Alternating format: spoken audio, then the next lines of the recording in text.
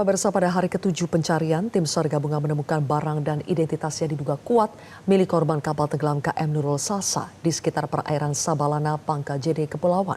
Sementara itu, 7 korban yang ditemukan di perairan Pulau Sabalana masih mendapatkan perawatan intensif di RSUD Hayung Selayar, Sulawesi Selatan.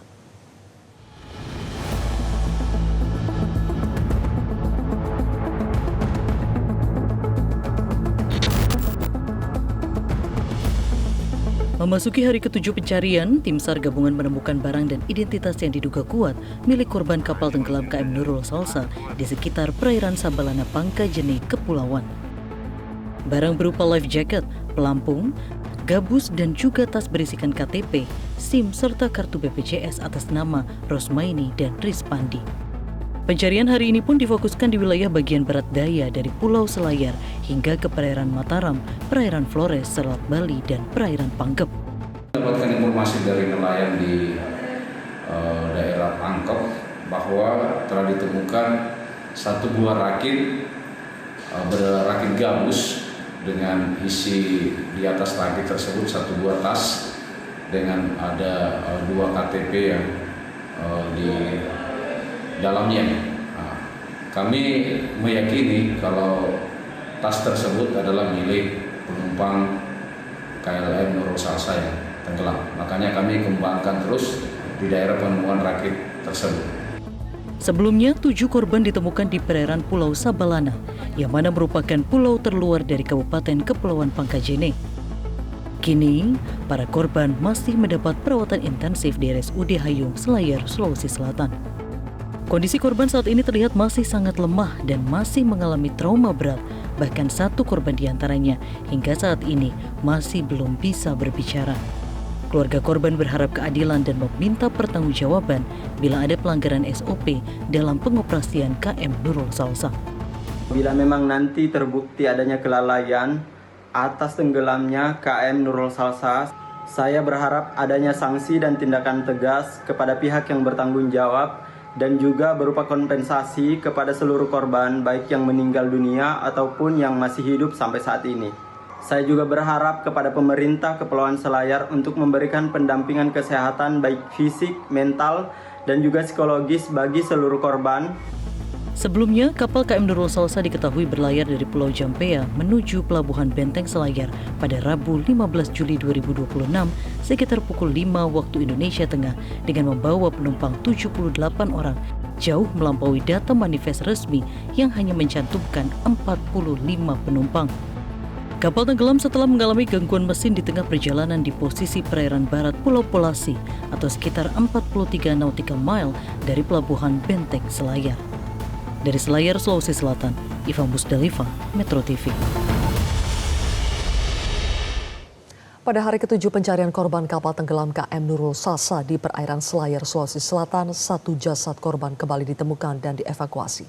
Hingga kini jumlah penumpang KM Nurul Salsa yang telah ditemukan 61 orang. 59 diantaranya selamat, 2 meninggal dunia, dan 17 orang lainnya masih dalam pencarian. Untuk membahas perkembangan proses pencarian korban, sudah bergabung bersama kami Direktur Operasi Basarnas, Laksamana TNI Yudi Bramantio. Selamat sore Pak Yudi. Selamat sore Mbak.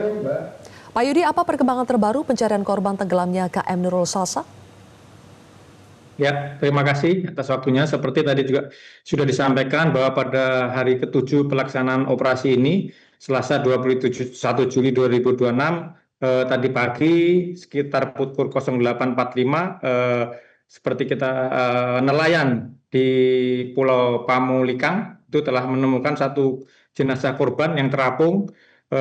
Kemudian jenazah tersebut kita evakuasi dengan menggunakan KM SAR Kamajaya menuju ke Pelabuhan Soekarno-Hatta, Makassar. Untuk selanjutnya, jenazah tersebut akan diidentifikasi oleh tim DVI dari Polda Sulawesi Selatan di Rumah Sakit Bayangkara. Demikian. Oke, berarti Pak Yudi sampai sekarang masih ada 17 korban yang hilang. Berarti di mana Pak selanjutnya titik fokus lokasi pencarian para korban ini? Baik, terima kasih. Betul sekali, jadi sampai dengan saat ini seperti disampaikan dari 78 korban, 59 kita temukan dalam keadaan selamat, kemudian 2 meninggal termasuk yang tadi pagi kita temukan, kemudian 17 masih dalam pencarian. Seperti yang lalu, seperti hari kemarin, pelaksanaan proses pencarian kita fokuskan tetap menjadi 5 sektor. Namun demikian areanya menjadi lebih luas, yaitu menjadi 2.924 nautical mile arah barat laut karena perubahan arus dan angin menuju arah barat laut.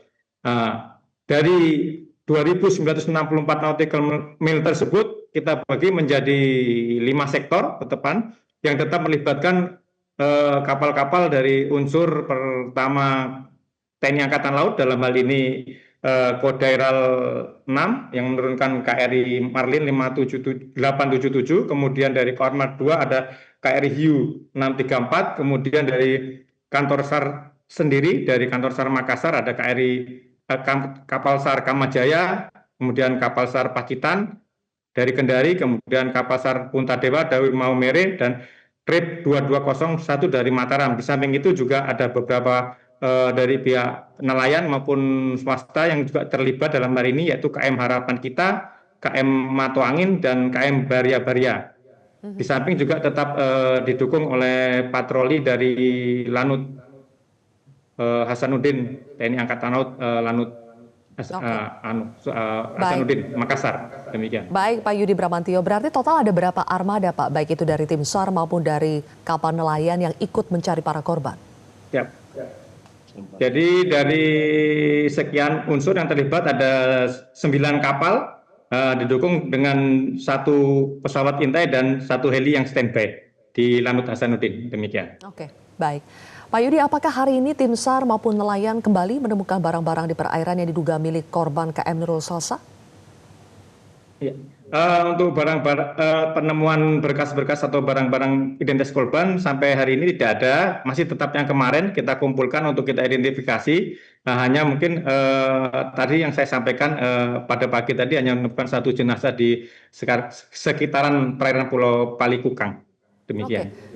Sejauh ini apa kendalanya Pak Yudi dalam proses pencarian 17 korban yang masih hilang?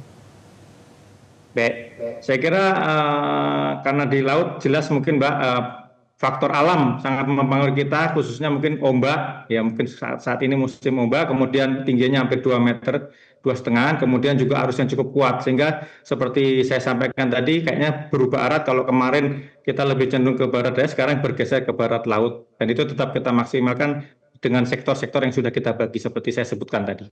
Demikian. Oke, baik. Membaca perkembangan situasi di lapangan, sampai kapan Pak pencarian korban akan terus dilakukan? Baik, seperti kita ketahui bahwa hari ini sudah memasuki hari ke-7 pelaksanaan operasi yang kita laksanakan sesuai dengan SOP, kita evaluasi, dan tadi kita juga sudah berkoordinasi dan rapat dengan Forkompinda, pemerintah Kabupaten Kepulauan Selayar, juga Bapak Kapolres, Bapak Dandim, dan unsur terkait di Kabupaten Kepulauan Selayar. Mungkin dengan yang korban yang kita temukan tadi pagi, kami sepakat untuk mungkin memperpanjang operasi ini sampai dengan 3 hari ke depan. Demikian. Oke, terakhir kalau begitu Pak Yudi Bramantio, apakah dalam proses perpanjangan selama 3 hari ke depan akan ada tambahan armada atau kru untuk lebih cepat lagi bisa menemukan para korban yang masih hilang? Ya, sementara untuk tambahan armada maupun alut tidak ada, tapi tetap kita memaksimalkan unsur-unsur yang ada untuk lebih fokus pada sektor pencarian yang sudah kami bagi di lapangan. Mungkin demikian. Baik, kalau begitu. Terima kasih Direktur Operasi Basarnas Laksamana TNI Yuda Bramantio sudah bergabung bersama kami di Metro Hari.